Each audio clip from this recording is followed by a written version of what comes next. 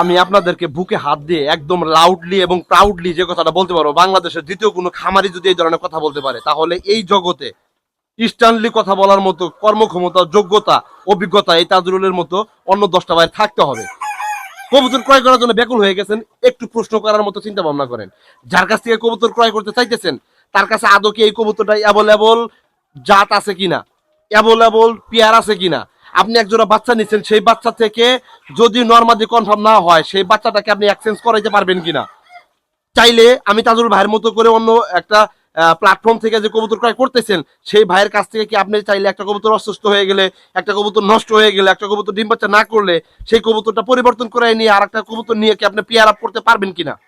এই জাত, এই ব্লাড লাইন, এই ধরনের কনসেপশন, এই ধরনের কমিটমেন্ট যেই ধরনের খামারিদের কাছে আছে, তাদের কাছে কোনো কবুতর ক্রয় করেন। আমি একটা কথা বলি ভাই আপনাদেরকে, আপনি এই কথাটা বোঝেন। আপনি টাকায় ঠকেন, পণ্যে ঠকেন না ভাই। হাত জোর ধরে অনুরোধ করি, আপনি টাকায় ঠকবেন কিন্তু পণ্যে ঠকবেন না। আমি একজোড়া কবুতর আজকে 5 থেকে 7 হাজার টাকা বিক্রি করতেছি, প্রাউডলি বলতেছি ওপেনলি প্ল্যাটফর্মে। এই কবুতরটা বিক্রি করার পর যেই কবুতরটা আপনার হাতে পৌঁছাই দিতেছি, এই কবুতর নিয়ে আপনি কখনোই লস করবেন না, গ্যারান্টি ভাই। যদি আল্লাহ বাঁচায় রাখে, আপনি যদি কবুতর সুস্থ রাখতে পারেন। কথা বুঝতে পারছেন? কথাগুলো প্রাউডলি বলতেছি, বুকে হাত রেখে বলতেছি যে আমি তাজুল যদি আপনার কাছ থেকে 1টি টাকা নিয়ে একজোড়া কবুতর দিয়ে থাকি, ওই কবুতরের বিনিময়ে আপনি আপনার স্বপ্নে পৌঁছাবেন 100% ট্রু। যদি কবুতর সুস্থ থাকে, আপনি যদি ম্যানেজমেন্টটা দিতে পারেন, আমার মতো করে যদি ম্যানেজমেন্টটা দিতে পারেন।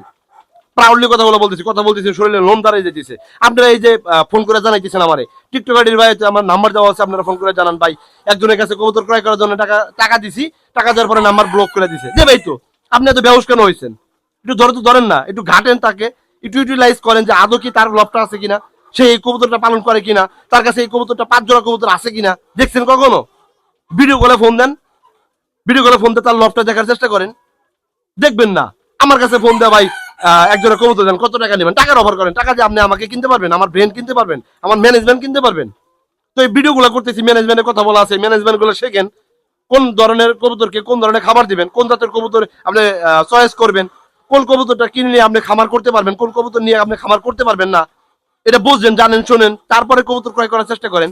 আপনি ভিডিও দেখে আপনি বেহুশ হয়ে গেছেন, কবুতর ক্রয় করা লাগবে ভাই। কেন কেন কবুতর ক্রয় করা লাগবে? ক্রয় করার আগে ওই কবুতরের জাত সম্পর্কে জানেন, জানেন, বোঝেন আগে।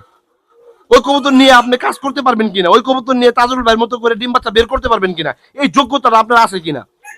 তারপরে আপনি কবুতর ক্রয় করার জন্য তাজুল ভাইয়ের কাছে নক করেন। দিনে 20, 30, 50 জনের লোকের ফোন কল কাটিয়ে দিতে হয়, ভাই কবুতর বিক্রি করবো না, বিক্রি করবো না।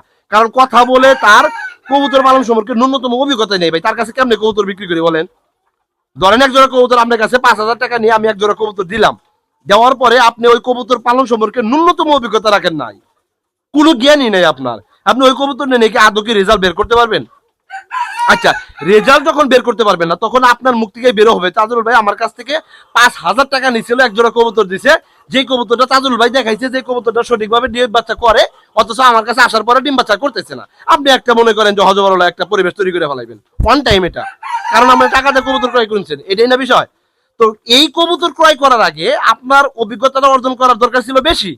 যে এই কবুতরটা নিয়ে আসার পরে তাজুল ভাইয়ের মতো করে প্যাটার্ন তৈরি করে ম্যানেজমেন্ট দিয়ে ওই ধরনের খাবার ব্যবস্থাপনা পরিচালনা করার পরে আমি কি কবুতর থেকে কি ডিম বাচ্চা বের করতে পারবো কিনা, এটাকে তাজুল ভাইয়ের কাছ থেকে শিখি, জানার চেষ্টা করি।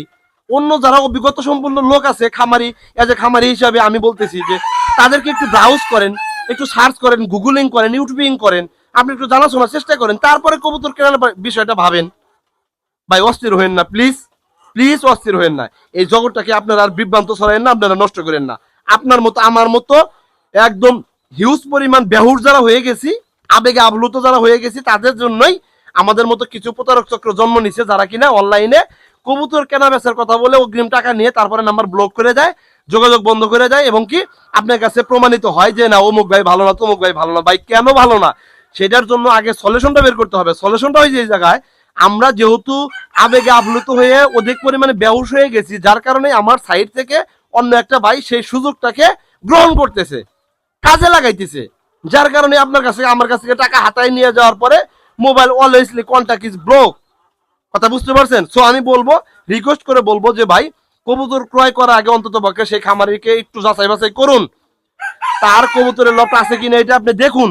তার সাথে ভিডিও কলে কথা বলেন, এবং যে কবুতরগুলো দেখাইতেছে সেই কবুতরে কয়েকটা জোড়া কবুতর আছে, সেটাকে জেনে শুনে বুঝে যদি প্রমাণিত হয় যে না ভাই এই ভাই রিয়েল, এই ভাই অনেস্টি, এবং কি আমি এক জোড়া কবুতর নিয়ে যদি ব্রেক থ্রুতে কোনো জায়গায় ড্রপ খাই, সেই জায়গা থেকে এই তাজুর ভাইয়ের মতো করে কি সেই ভাইটাও কি সাপোর্ট দিতে পারবে কিনা যে ভাই দুইটা কবুতর নিছি নরমাদি হয় নাই, দুইটা বাচ্চা নিছিলাম নরমাদি হয় নাই, এই কবুতরটাকে আমার একটা কবুতর নিয়ে আর একটা কবুতর দেন, আমার একটু পেয়ারটা মিলিয়ে দেন, জোড়াটা মিলিয়ে দেন। আমি যেরকম কমিটমেন্ট দিয়ে রাখছি আমার কবুতরগুলা যার কাছে বিক্রি করি বেবি বয়সের কবুতরগুলা, যেই কবুতরগুলা যদি পেয়ার আপ না হয় সেই কবুতরগুলাকে পেয়ার আপ করার জন্য, জোড়া বাঁধানোর জন্য যেই ধরনের ক্যাটাগরিগুলো অবলম্বন করা উচিত, যেই ধরনের বিষয়গুলো আমার মাথায় নেওয়া উচিত, আমি নিজের শোল্ডারে সেটা নিয়ে আপনার মতো একটা ভাইয়ের স্বপ্ন পূরণ করার উদ্দেশ্যেই কাজ করতেছি। এবং কি যতদিন এই সেক্টরে থাকবো, অ্যাজ এ হিউম্যান বিং হিসাবে, অ্যাজ এ খামারি হিসাবে আমার এই কমিটমেন্ট বহাল থাকবে।